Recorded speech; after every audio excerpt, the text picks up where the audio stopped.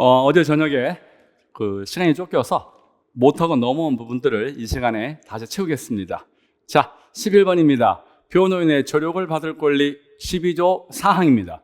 변호인의 조력을 받을 권리 12조 4항. 그런데 출제의 포인트는 이게 수용자가 되면 27조로 넘어가죠. 그러니까 변호인의 도움을 받는 부분이 12조 4항과 27조에 결쳐져 있다. 자, 변호인의 조력을 왜 받는다? 무기평등의 원칙이죠. 국가 권력의 일방적인 경찰관 형사에 대하여 변호인의 도움을 얻을 권리를 말한다. 그 다음, 교정시설에서 변호사와의 접견 교통권은 수용자가 아직 미결수면 12조 4항의 문제고 기결수면 27조의 문제입니다. 재판 청구권의 한 내용 또는 그로부터 파생되는 권리다. 맞죠? 27조와 관련되어 있다. 수용자의 경우, 미결수의 경우는 12조 4항으로, 그 다음에 기결수면 27조로 갑니다. 그 다음, 변호인 접견실에 CCTV를 설치하는 것에서 교도관이 그걸 지켜보는 건, 이건 가청거리에서 지켜보는 거랑 같죠? 죄송합니다. 가시거리에서 지켜보는 거 같죠? 가청거리 내에 들어오면 안 됩니다. 그러면 변호인의 충실한 조력을 받을 권리에 브레이크가 걸리죠. 하지만 가시거리죠. CCTV는 가시죠. 가시거리 내에서 미결수와 변호인 간의 접견을 관찰하는 건 변호인의 조력을 받을 권리를 침해하지 않는다. 지켜보는 것만으로는 아무 문제가 없다. 자, 한편 변호인이 되려는 자의 경우라도 역시 헌법상 기본권으로 보장되어야 한다. 자, 해설 보겠습니다. 변호인의 조력을 받을 권리란 권력 일방적 행사와 맞서서 효율적이고 독립적으로 헌법상 소송법상 권리를 행사하기 위하여 변호인의 도움을 받는 것이다. 맞습니다. 그 다음, 교정시설에 수용 중인 수형자는 변호인의 조력을 받을 권리의 주체가 될 수 없다. 그래서 몇 조로 간다? 27조, 재판 청구권으로 간다. CCTV의 관찰 행위는 유관에 의한 시선 개호를 대체하는 것이기 때문에 아무 문제가 없다. 조력을 받을 권리를 침해하지 않는다. 변호인이 되려는 자의 접견 교통권도 헌법상 기본권이다. 그래서 11번 문제는 평이하게 3번이 틀렸음을 확인할 수 있습니다. 12번입니다. 옳은 것을 모두 고르시오. 종교의 자유. 옳은 것을 모두 고르시오. 자, 19조. 자, 선교의 자유. 비판하거나 개정을 권고할 수 있다. 비판할 수도 있고 개정을 권고할 수 있고 어느 정도 희화하더라도 괜찮다. 자, 사립대학에서 6학기 동안 대학 예배에 참석할 것을 졸업 요건으로 하더라도 이것은 문제가 없다. 대학교는 처음부터 알고 들어갔다. 이게 숭실대학교 사건이죠. 본인이 알고 대학을 선택했다면 채플 수업을 들어야 한다. 자, 천주교 성당 일대가 유서 깊었는데 이 지자체가 이 천주교 성당 일대를 문화관광지로 조성하는 것은 종교 분리 원칙에 위배되지 않는다. 제가 기본 강의 때 여러 번 얘기했죠. 이건 오히려 지자체를 발전시키기 위한 정치적, 경제적 선택이지 종교 문제가 아니다. 자, 그 다음. 그러니까 니은선지는 침해하는 게 아니었으니까 틀렸고 이건 맞고요. 그 다음, 기반시설 부담금을 종교시설에게는 면제해주면 안 됩니다. 종교시설에 면제해주면 어떤 문제가 생긴다? 다 종교단위 채택해요. 다시 한번, 일반 건설회사에서 건설할 때 종교단체에 대해서 기반시설 기반시설 부담금을 면제해주면 어떤 바보가 자기가 일반 업체라고 하겠어요? 다 종교단체라고 우겨서 일단 건물을 지어서 기반시설 부담금을 면제받은 다음에 그 다음에 다시 법인의 용도나 명칭을 바꾸죠. 그래서 기반시설 부담금을 종교시설에서 면제해 주지 않더라도 아무 문제가 없다. 자, 그래서 기반시설금을 종교시설에게만 면제해 준다면 오히려 문제가 될 수도 있다. 그 다음, 종교단체의 복지시설에 대한 운영을 제한하는 것은 이것은 종교의 자유 문제가 된다. 종교의 자유 문제가 된다. 자, 종교단체가 복지시설을 왜 운영하죠? 포교하기 위해서 하는 겁니다. 나이 들어서 돌아가실 때쯤 돼서 그분들을 포교함으로써 신도를 확보하기 위한 종교단체의 선택이죠. 그걸 규제한다는 건 종교의 자유에 대한 제한이 되는 겁니다. 확인하겠습니다. 다른 종교를 비판할 수 있다. 자, 사립학교의 경우에 학생들의 신앙의 자유를 침해하지 않는 범위 내에서 얼마든지 학칙을 제정할 수 있다. 숭실대학교 6학기 졸업예배 체플학칙 문제없다. 그 다음 이미 종교단체로 성숙한 경우에 지자체가 성당 일대를 문화관광지로 지정하더라도 이것은 평등권의 문제나 정교 분리 원칙과 아무 관계가 없다. 그 다음 종교시설의 건축 행위에만 기반시설 부담금을 면제해준다면 오히려 종교 분리 원칙에 위배될 수도 있다. 이건 경정승진시험 문제를 그대로 살린 겁니다. 그 다음 양로시설이나 고아원 같은 복지시설을 두는 것은 종교의 본질과 밀접한 관련이 있다. 그렇기 때문에 그 단체에게 어떤 허가를 받게 하거나 규제를 한다면 결국 종교 자유 영역에 해당이 되기 때문에 종교단체의 양로시설을 신고하게 하는 것은 종교의 자유를 제한한다. 하지만 합헌이다. 위반되지 않는다. 기본서 313쪽이 있습니다. 그 다음 13번 알 권리에 대한 설명입니다. 적절하지 않은 것은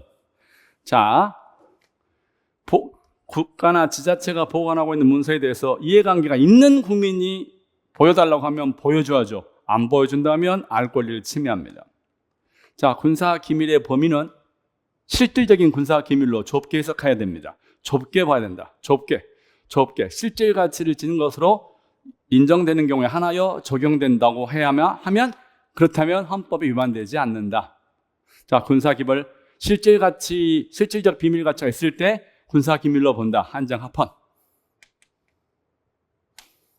그 다음 공판조서의 절대적 증명력을 규정한 형사소송법 조항은 공판조서의 증명력을 규정하고 있을 뿐이지 이것은 알 권리에 대한 그 어떤 제한이 아니다. 공판조서의 증명력이 있다고 하는 것이 알 권리에 대한 제한은 아니다.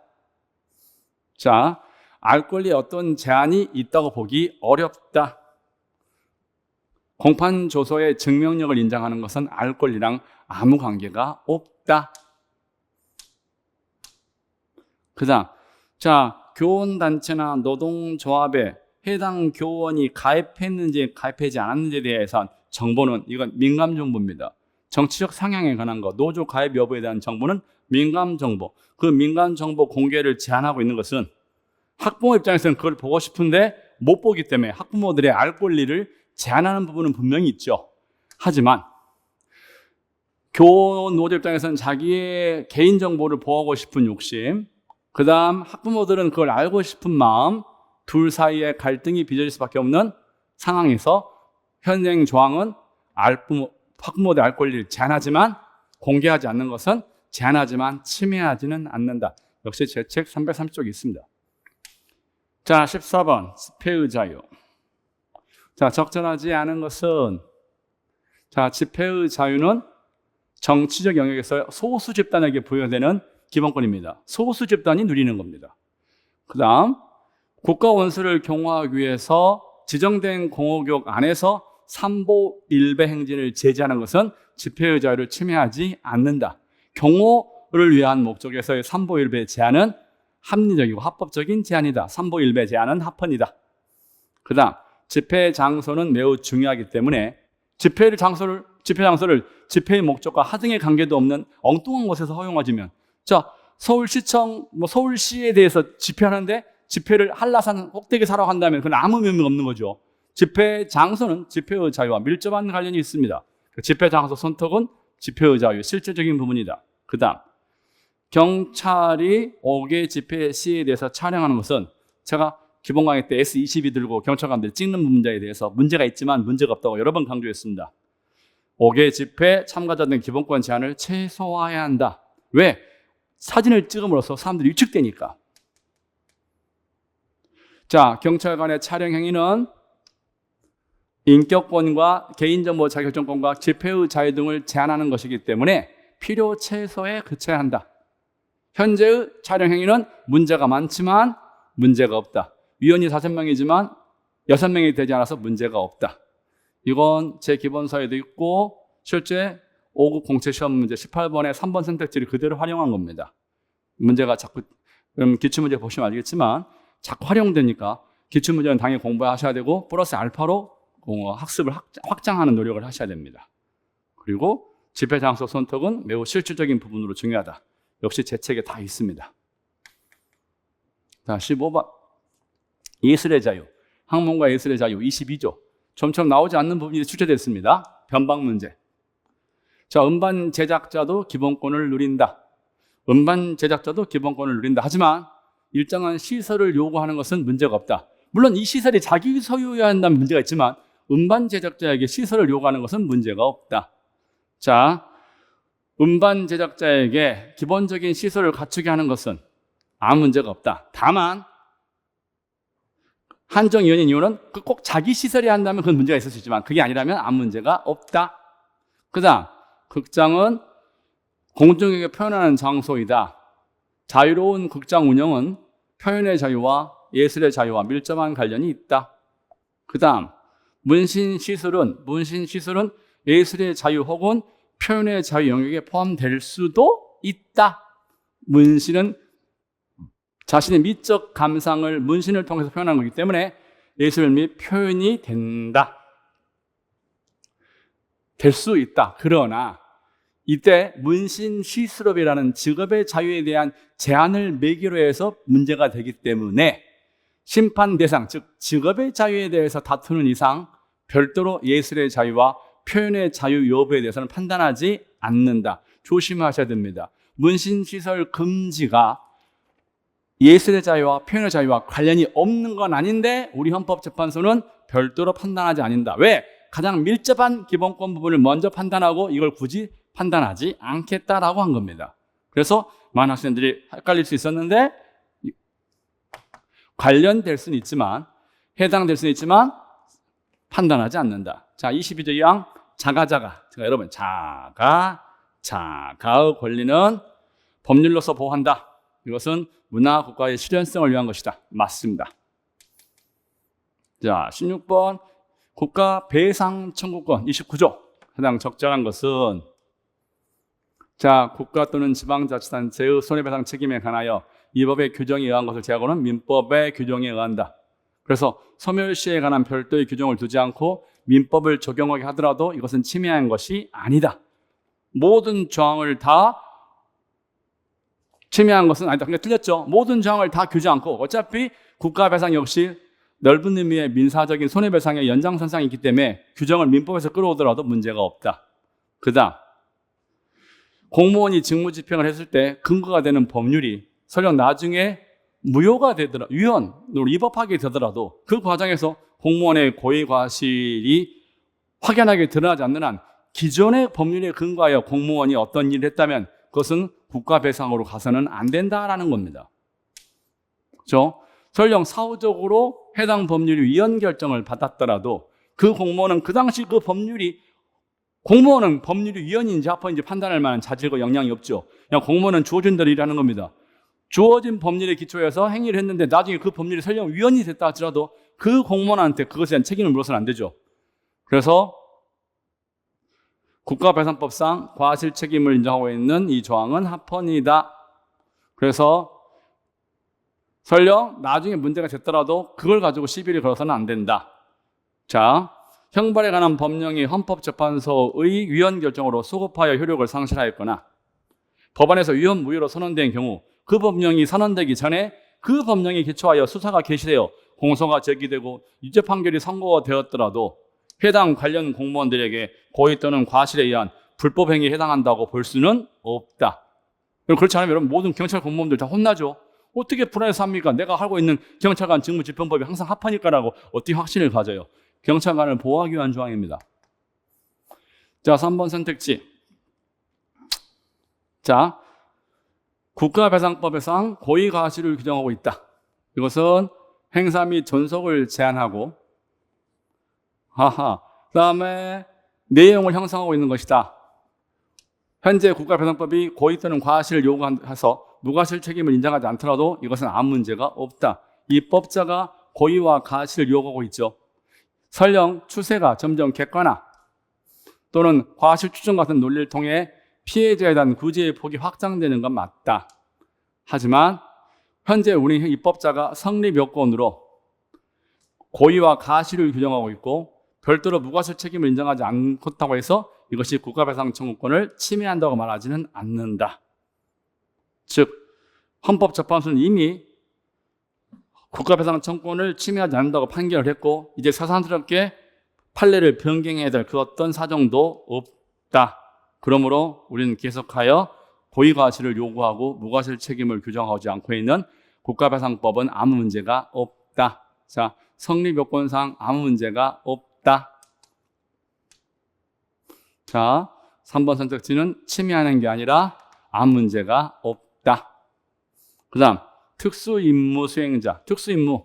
자, 뭐 707이라든지 또는 뭐 101이라든지 특정 힘든 업종에 있는 사람들 중에서 누군가한테 신청을 받아서 특수 업무에 종사하고 그에 따른 수당과 위험수당과 보수를 주는 경우에 본인이 알고 신청하고 본인이 알고 지원했습니다. 이건 국가이공자나 민주화운동할 때 다치거나 돌아가신 분들하고 영역을 달리해요. 본인이 선택하고 들어온 겁니다. 그렇기 때문에 정신적 손해에 대해서 별도로 추가적으로 배상할 이유가 없는 겁니다. 민주화운동은 나도 모르는 사이에 충격을 받았기 때문에 나중에 드러난 정신적 충격에 대해서 배상하는 게 맞지만 특수임무 수행자들은 처음부터 알고 본인이 들어왔기 때문에 그것이 결국 과소보상 또는 정신적 손해를 별도로 보상하지 않더라도 재판 청구권이나 국가배상 청구권을 침해한다고 보지 않는다. 자, 처음에 신청할 때 자유롭게 선택했고 보상을 받을 경우에 본인이 재판상 청구를 할 수 없음을 충분히 고지했다. 그렇다면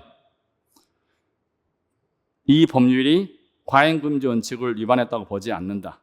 이건 경감부 36번의 1번 선택지를 그대로 활용한 거고 제 교재 491쪽에 있습니다. 이 내용이. 자, 알고 들어온 자에겐 별도로 배상하지 않고 그러니까 보상을 받았을 때 하해를 간주하는, 재판상 하해를 간주하는 것은 합헌이다. 특수임무 수행자의 경우만 그렇습니다. 본인이 알고 들어왔기 때문에. 자, 17번. 국민의 인간다운 생활 권리에 관한 설명으로 적절하지 않은 것은 국민의 인간다운 생활 권리. 자, 국민의 인간다운 생활. 국민의 인간다운 생활이기 때문에 원래 애국이 인정하지 않고요. 법인에게 인정될 여지가 없습니다. 자연이 아니므로. 국민의 인간다운 생활입니다. 그 다음, 모든 국가기관을 구속합니다. 하지만 기속의 의미가 다르죠. 입법부와 행정부에게는 행위규범으로, 다음에 헌법재판소에게는 통제규범으로 작동한다. 행위규범과 통제규범으로 작동한다. 자, 행위규범, 통제규범으로서의 각각의 의미가 다르다라고 제가 여러 번 강조했어요. 그 다음, 주거환경 개선 및 주택 재개발 사업과, 그러니까 주거환경 개선과 주택 재개발 사업의 경우에는 임시 수용시설을 설치해 주고요. 도시환경 정비 사업의 경우는 이와 같은 규정을 두지 않은 건 나름 합리적인 이유가 있는가? 자, 이유가 있는가? 자, 봅시다. 자, 보세요. 주거환경 개선 사업 및 주택개발 사업의 시행으로 철거되는 주택의 소유자에 대해서는 임시 수용시설의 설치 등을 사업 수용자 의무로 규정한 반면 그러니까 주거환경 개선을 위해서 쫓아내는 경우는 임시 주거시설을 둬야 되는데 도시환경 정비 사업의 경우는 이와 같은 규정을 두지 않고 있다.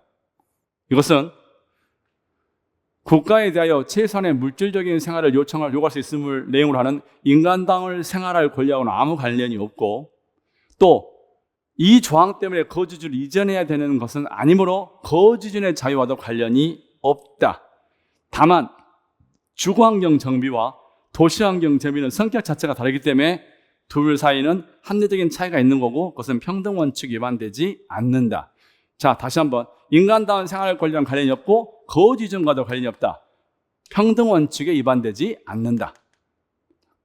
자, 이 경우는 뭐죠? 이것과 이것은 합리적인 차이가 있다. 그러므로 평등원칙 위반되지는 않는다. 하지만 인간다운 생활 권리와 관련이 있다 없다? 없다. 거주진의 자유와도 관련이 없다. 관련이 없답니다. 그래서 성격 차이가 있기 때문에 이 둘의 차이는 확연히 다르기 때문에 차이가 있는 것은 우리가 받아들일 수 있다. 하지만 이건 인간다운 생활 권리와는 관련이 없다. 자, 그 다음 인간다운 생활을 보장하기 위해서 국가가 어떤 일을 했는가 하지 않는가 하는 문제는 과소보호 금지 원칙에 따르고 과소보호 금지 원칙에는 전혀 하지 않았거나 했더라도 안 한 거랑 똑같을 정도의 경우에만 헌법에 위반된다고 본다. 과소보호 금지 원칙. 자, 전혀 하지 않았거나 현저히 불합리한 경우에만 문제가 된다.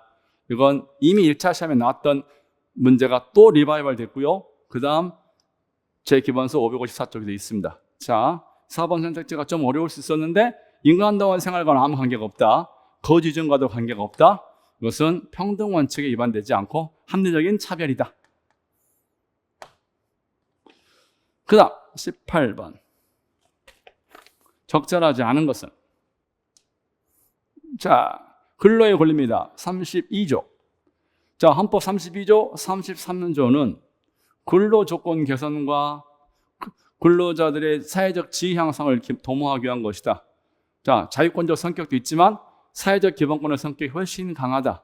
그래서 권리의 실질화를 위해서는 국가가 적극적으로 개입해서 뒷받침을 해줄 필요가 있다. 자유권적 요소도 있지만 사실은 생존권적 성격이 훨씬 강하다. 그 다음, 근로의 권리는 사회적 기본권이다. 맞다.